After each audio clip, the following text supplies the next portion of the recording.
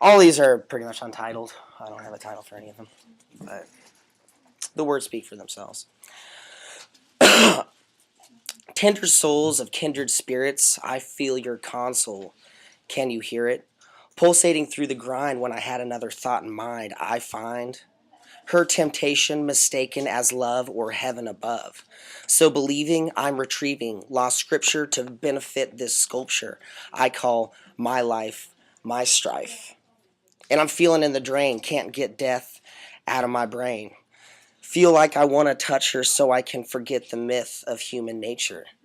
Digging through the information, confirmation, my absolute identification with damnation. Can I find a crease, a moment to cease, peace? Always looking in another direction. My affirmation is to F you and the relative nature you're subject to. So do you hear me when I say you're not ahead of me and neither am I? Because I'm just a scribe. The mission is to abide by the law I provide, instructing me to be free because even when I'm with her, I feel my own fracture, separating, regenerating my pattern I've never been able to shatter. Let's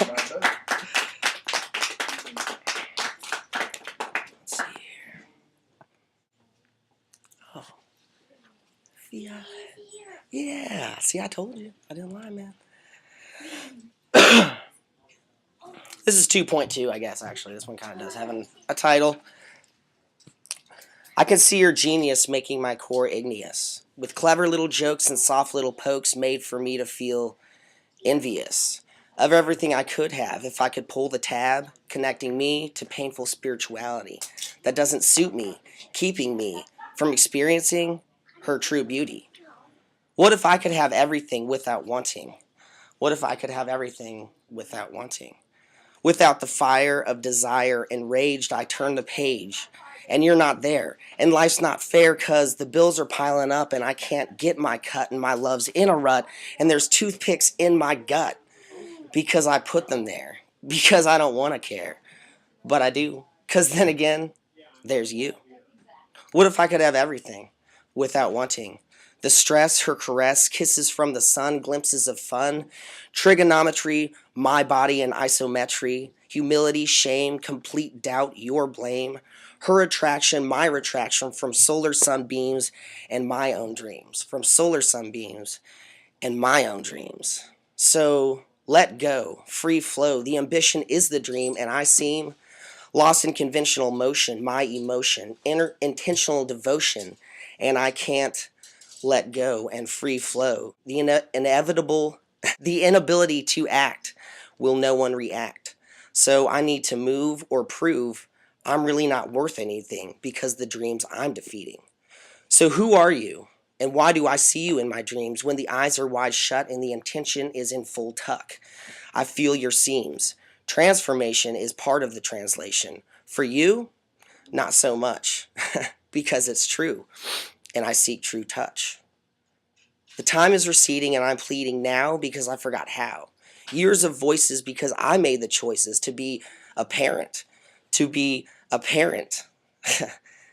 That I don't need anything because I'm me, and that's all I feed. And I'm wrong, because it's never too long to know you're wrong.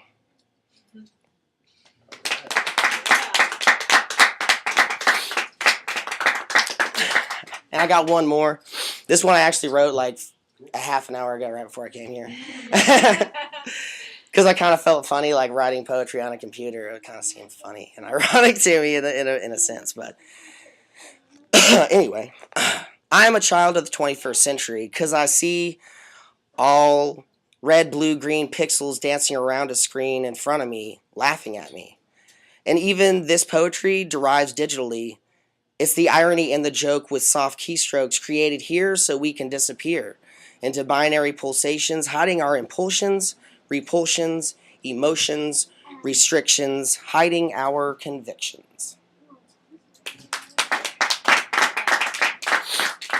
She couldn't answer me. And although looking back on it, I'm pretty sure I'm the one who laid out the name, she was definitely not my S-type. Or the type who creates stupid little nicknames anyway. She was never one to let her emotions show, so I guess I was thrown when she told my type, I love you. So what was the type? Was it the strange type? One of which you really couldn't get too close to unless you really, really wanted the whole shebang. And yeah, the shebangs type. Not for you, but for the sake of escaping loneliness. So I guess the stuck type. Because no guy wants a type like that. Or the severed type. Disconnecting emotions with any physical contact to spare her from the not there in the morning type. The short type.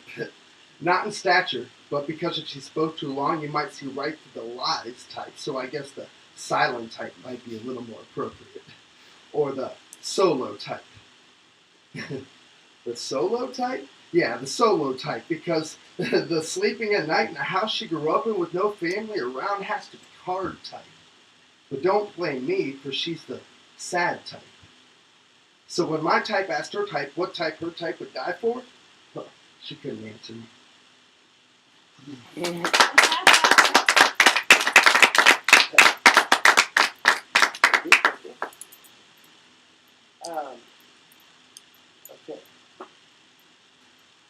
These are like coming back to me. I wrote these a long time ago, so I didn't really have many chances to actually get out there and portray like my spoken word as much as I'd like. So forgive me if I mumbled over the words a little. But a wonderful girl she is, or was, but don't get it twisted because she chose to stick it out with me. It's sitting right here with me, but that's funny terminology because what's right with me? Oh, I see. The vocab, no, Brad, poetry, but notice the slow passion in MC, but see, she didn't see me for that. She claimed she could read my eyes. Well, hers were tiny little earths, not to my surprise, the words that came to mind.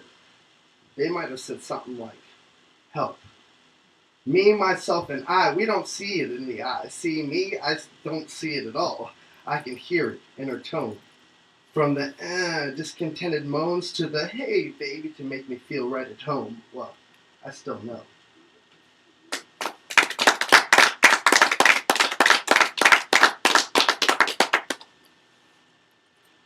This one's about my cat.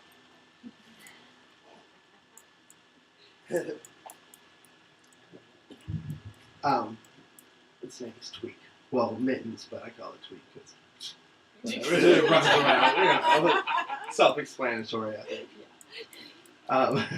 I have to pretend, distinctly point out that though, as a whole, it is recognized we have lost our spirituality and lessened times of great despair. I see my cat, Tweak, not you, my little feline friend, that's her name. And she, even though being stripped of her survival instinct, still makes a point of seeking out the rough surfaces around the house or running her paws against it, even though the feeling is not enough to lift her off the ground like it used to. At least she reminds herself that her claws can dig deep in times of need, which I fear to an extent, because if my furry little friend were to escape from the safe haven we call home, she'd probably think she could still climb that tree, be free, kind of like me, see? We've been cut off, like the claws, and taught to stop after so long if our dreams don't follow through.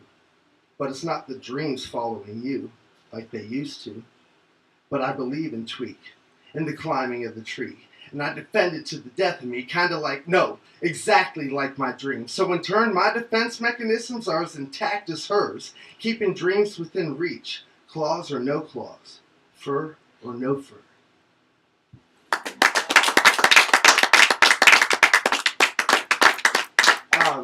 Okay, this last one, like whenever my inspiration to start writing poetry, like I started watching Death Poetry Jam, and there's an artist who's known as Black Ice, and essentially this is the poem. Like it's a cover poem, but this is what inspired me to do what I'm doing now. So, okay, it goes a little something like this.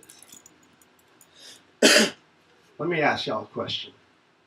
When you look at my brothers, what's your first impression? Does the sight of us leave you guessing, or do you understand the stressing, the aggression? The look of no hope on my brother's faces, like the Lord overlooked us when he handed down his grace. As he embraces, they fall short on the numb tips of street entrepreneur fingers. stuck in the walls of the project halls where the coke smell still lingers. External blingers is all we can be, because on the inside, we've been given nothing to shine on. And the gig is harder to get than coke, so we end up getting our grind on. But the TV tells us, aim high, make all goals lateral. But that takes paper we don't have, so we put our souls up as collateral. Now, some reclaim them, some blame them, make an excuse to sell them. But when we go from not doing to doing, what can you tell them? Not to be a hustler? Shit, I got to be a hustler. That's how I pay the bills. And I'm going to do that whether I got to sling this coke or exploit these rhyme skills. See, America, it makes you an opportunist. And at the same time, they institutionalize you. So the fact that these guys get these big record deals, big money, and then go to jail shouldn't surprise you. See, that's what lies do. And most of these guys do have raw talent, just infantile education. So the business feeds them all the weed and the ecstasy and the little bit of paper that provides them pacification from all the bullshit frustration they serve you. Meanwhile, they corrupt your perception of what the real is. See, they've taken all our businessmen and made them drug dealers. Take all our soldiers for the cause that feed to admit the treason and being fucked up. Well, that's in this season. So, if you're negative, you're positive. And if you're positive, you're called a hater. But I maintain control of my soul because I know it gets greater later. And I told y'all the last show, I'm no hater. I just know what the truth is. I've been intertwined in this pudding for a year now, so I know what the proof is. It lies in these midtown Manhattan skyscrapers while former hustlers sign papers and do fucked up capers by 16 infamous stars at a time. Got them chopping and bagging and serving to these kids 16 bars at a time, and the crime is undetectable by the feds. Because in the heads of our kids is where the track is. And music is so potent, it shoots straight to the soul, so it's much more addictive than crack is now. The high is just an illusion, lies and confusion. But for this rush, just this once, these young bucks will go through it. So in essence, they're still flooding our streets with thugs, drugs, and killing. They're just using these record labels to do it. Now, convincing ourselves we're on our way to somewhere we're not going. But ignorance is bliss, and we love this, so we take pride in not knowing. We not growing. I give up how slick you flowing if you ain't doing nothing positive or showing nothing to this earth. See, me, I've been destined to touch this world since the day I was born. To be honest, fuck a deal. God gives me what I'm worth.